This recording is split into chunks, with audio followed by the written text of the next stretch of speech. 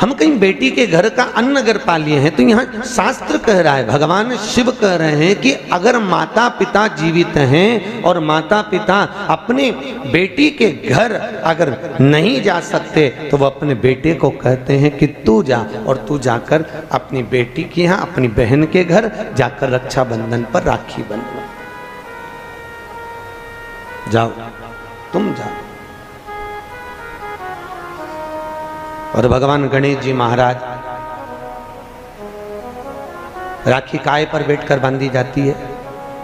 अरे बोलो तो, एक चौकी पर, पाटे पर, आसन पर बिठाकर रक्षा सूत्र बांधा जाता है। राखी बांधने के बाद बहन भाई के माथे पर, अरे बोलो तो, तिलक कर दो। आप लोग भी तिलक करते हैं। तिलक क्यों किया जाता है? तो कहते हैं ये तिलक हमारे यहाँ शुभ कार्य का प्रतीक है। पर तिलक प्रतीक है, पर जो चावल हम तिलक में लगाते हैं ये क्यों लगाते हैं? ये चावल का क्रम कहाँ से चालू हुआ? सिर में चावल चिपकाना, तिलक लगाने के बाद चावल लगाना, कहाँ से चालू हुआ? ये चावल है क्या? आखिर ये चावल तिलक के बाद में ब्राह्मण या आप किसी को भोजन करा रहे हो, जमाई को तिलक कर रहे हो, बेटी को तिलक कर रहे हो, तो कंकु लगाने के बाद चावल क्यों लगाया जाता है? उस चावल का क्या प्रमाण? उस अक्षत का क्या प्रमाण? क्यों लगाते हैं उसको? लगाते लगाते पूरी जिंदगी हो गई, अरे तो बता दो क्यों लगाते हैं? वो चावल का क्या प्रमाण है?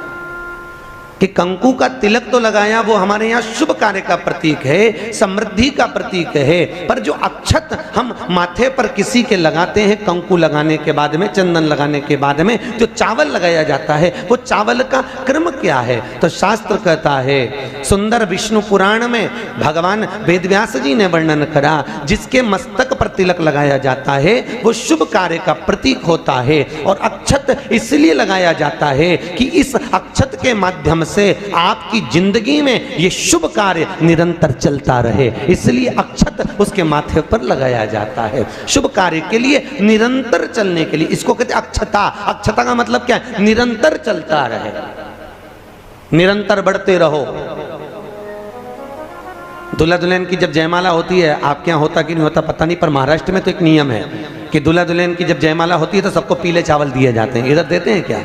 है तो पीले चावल देते हैं, और पीले चावल देकर फिर उसको स्वस्ति वाचन के अनुसार उसमें छोड़ा जाता है। शुभ मंगला, अरे बोलो तो, सावधान, शुभ मंगला सावधान।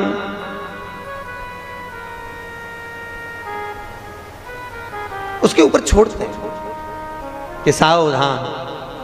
और ये चावल तुम्हारे मस्तक पर जो पड़ा हुआ है, तुम्हारे मस्तक पर जो डाला जा रहा है, तुम्हारी जिंदगी इसी प्रसन्नता में निरंतर बढ़ती चली जाए, वो अक्षता का मतलब है।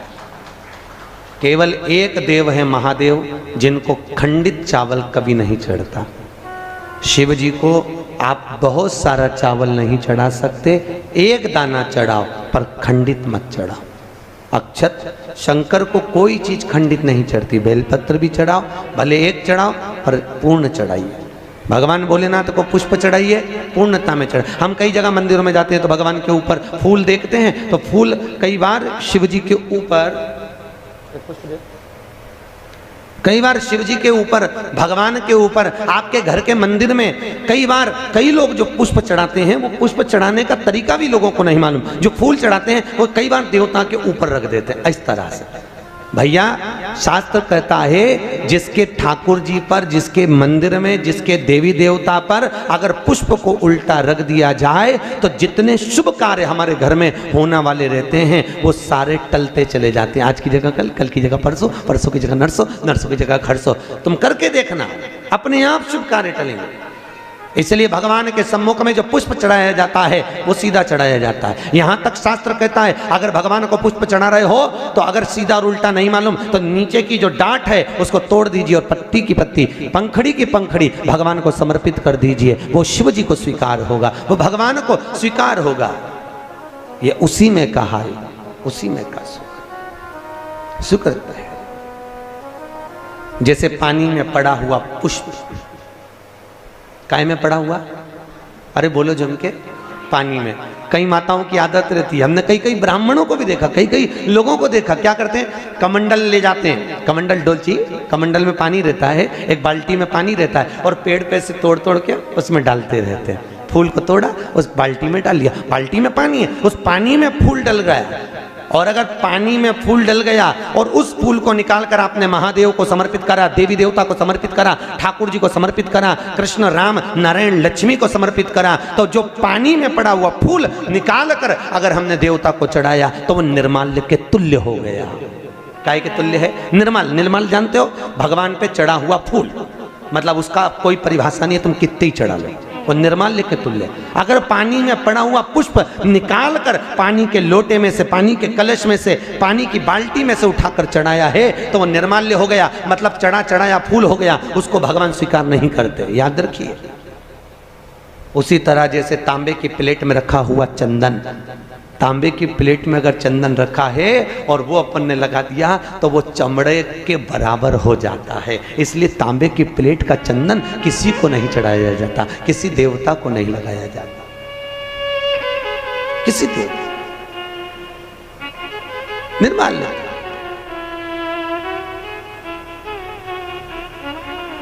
भगवान शिव कहते हैं तुम्हारे पास में कुछ नहीं है, पूर्णता का समर्पण, पूर्णता। पर आज के जमाने में लोग पूर्णता देते कहाँ हैं?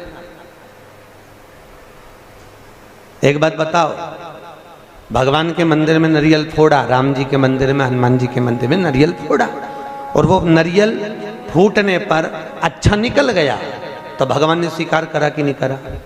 अरे बोलो जम के, अच्छे से बोलो, करा?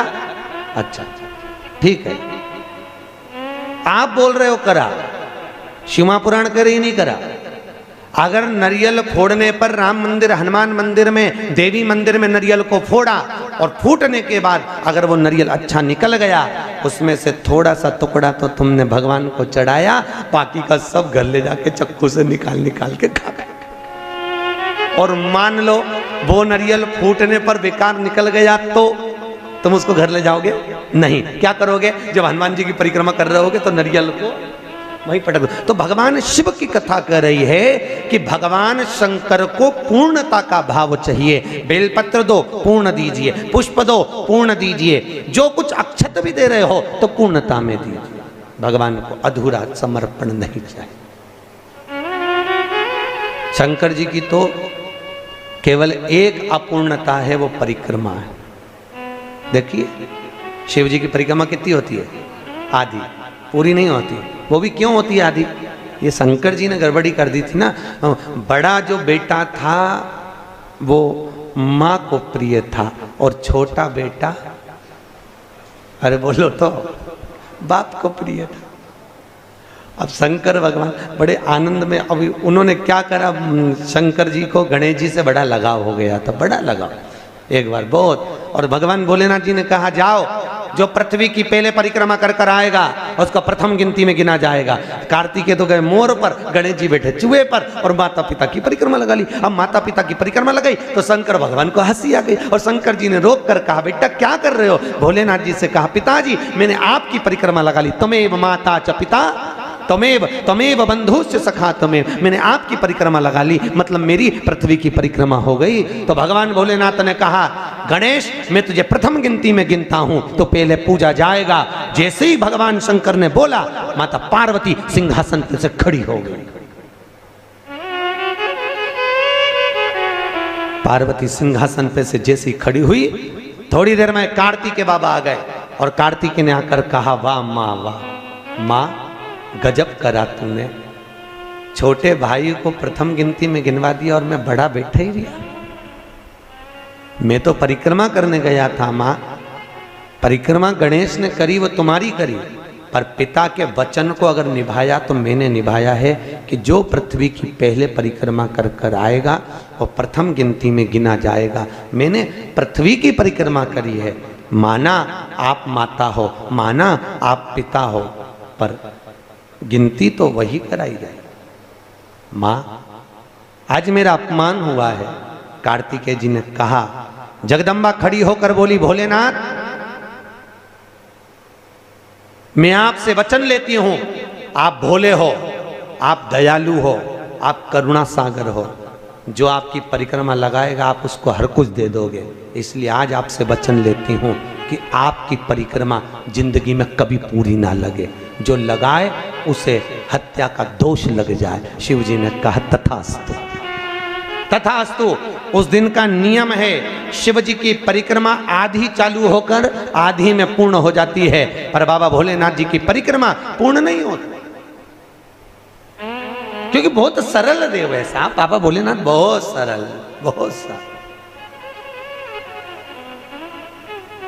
कितना सरल देव। आपके यहाँ कोई ऐसा देवता बताओ, राम जी के ऊपर दिन में 2 बजे जाके पानी चढ़ा के बताओ, भगवान विष्णु पे देवी जी के मंदिर में जाके चढ़ा के बताओ। केवल एक भोलेनाथ जी आराम से बैठा है, जब तू घर में फ्री हो जाए तब लोटा लेके आ जाना, जब तू फ्री। और सावन महीने में तो कभी आप काशी, महाकाल, उज्जैनी आदि ओमकारेश्वर, मल्लिकार्जुन आदि आदि जगह जाके देखो तो इतनी भीड़ रहे, लोग कांवड़ जानते हो ना, कांवड़ लेकर जाते हैं, और कांवड़ लेके जाके पानी की पानी, और कोई तो वहीं पे कांवड़ का लोटा तक भगवान पे फेंक दे। पार्वती जी बोलती हैं, भोलेनाथ क्या दशा हो रही तुम्हारी? भगवान बोले मैं भी चुप बैठा, तू भी चुप बैठी रहे, आपने कहीं नहीं बोलना, बस चुपचाप बैठे रहो आंख बंद कर। ये वीडियो आप लोगों को कैसी लगी है हमें कमेंट करके ज़रूर बताएं। वीडियो हमारी फुल वॉच करने के लिए आप सभी लोगों का बहुत बहुत धन्यवाद।